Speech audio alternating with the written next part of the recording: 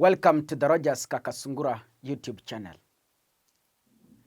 The Ethics and Anti-Corruption Commission, EACC, arrested 7 current and former senior officials of the Nakuru County government alongside a private contractor of an alleged Kenya shillings 120 million procurement fraud and a conflict of interest scheme. Karanja, Senator wa Nakuru, who recently decamped from UDA, is now pushing for the arrest of the Nakuru Governor Susan Kihika because Dabita believes Kihika could be an accomplice. The Nakuru governor is a UDA governor and a very close friend to the President William Samoei Ruto. Dabitha amekuwa pia ni mtu ya UDA na alichaguliwa kwa tiketi ya UDA. Amesema for Nakuru County government to heal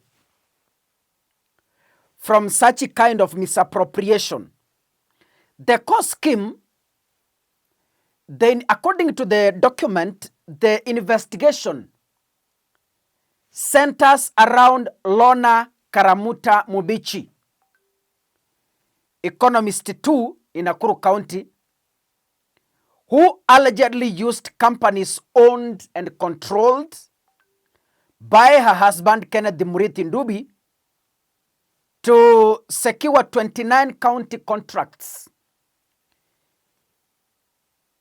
between 2020 and 2021 financial year and 2024 and 2025 financial years.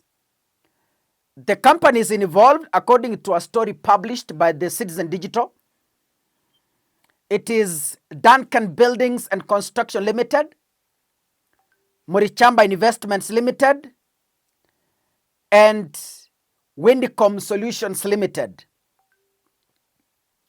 EACC established that the companies used forged documents to unlawfully win tenders. Proceeds from the contracts were allegedly funneled into joint bank accounts held by Mumbichi and her husband, as well as kickbacks paid to several top Nakuru County officials. So Dabitha Karanja is out to defend this money and says these officials are just a small fish. The Nyankumi is hovering around abroad while it does not want to take accountability. Can we listen to the Nakuru County Senator Dabitha Karanja?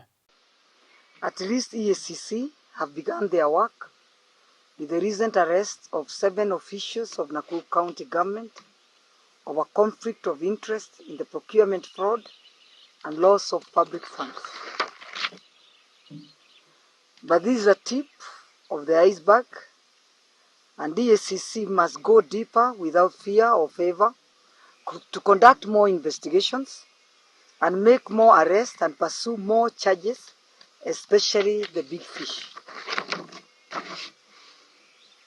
These are exactly what I've been talking about over the last 4 years.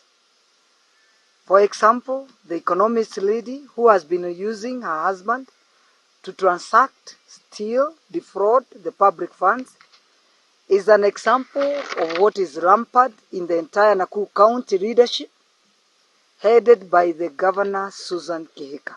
Who does not know that the family of the Nakuru County Governor, Her Excellency Susan Kihika, has been leading in all the transactions of the county tenders and payments. Because of this, the Nakuru business people are denied the opportunity to trade in the county business opportunities. Under this current administration, under the leadership of Governor Susan Kihika, has had serious gross misconduct and violation of the law. The County Assembly of Nakuru has slept on their job, and the Nakuru people are welcoming the EACC to save us. Nakuru people have been crying for action. Nakuru County people have been waiting, crying on a day that the county officials will be held to account. EACC, continue with your work without fear. The message the EACC is sending to the Nakuru County officials, of course headed by our Governor Susan Kihika, is that the EACC is ready to fight any corruption that is happening in the county governments. Okay, of course it has taken too long, because I remember when I took the petition to the Senate, it is like a whole year, it's a year ago. So meaning it has taken long. But we appreciate that they've come. All what we are saying is that they should know that what the 7 officials that they've arrested is just an iceberg. We need them to go deeper and do more investigations and pursue more arrests and ensure that they arrest the big fish. Because this corruption of Nakuru has left people suffering, because I think Nakuru is known to be the second county in equitable shareable revenue. So it means they should be having everything. When it comes to the hospitals, they should have their medicines there, their diagnostic machines and all that. Their roads should be done. Their schools, the ECD, they should have enough teachers. They should have water, fresh water, good water. Our roads should not be full of potholes in towns. But now, because of that corruption, as Nakuru people have been left oppressed and devastated, and a lot of poverty. People of Nakuru are suffering a lot of poverty. If you look at the index, I'm very sure, since the 4 years that Susan Kihika has been in leadership, you can tell there's a lot of things that have, especially the health sector has been kept on deteriorating, and everything, there's no development that is going on. If you look at the Auditor General report, you will see 325 projects have stalled. And so the EACC, they are the ones now who can save us, because I think the county assembly, they slept on their job. So we are happy and welcome the EACC to come and now arrest and save the Nakuru County from the sufferings that they are going through. Due to this corruption, that's why you see a lot of pending bills, and some people are suffering. And that's pending bills. When Her Excellency Susan came on board, she found 732 million pending bills. Today now it's into billions of shillings. The pending bills into billions of shillings. And this has left the business people suffering. And even some have died because some went to get loans to the banks. And as we speak, they could not be able to pay those loans. So some have suffered and even some have died.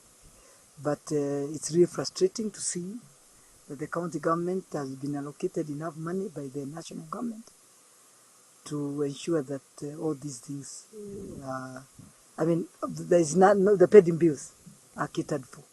But Susan has just refused to pay the pending bills. If you look at the last financial year, you see our county government in our account of central bank, there was 7.4 billion that was not confirmed in the Nakuru County project. So meaning the financial year of every year of our government ends at June. That is June.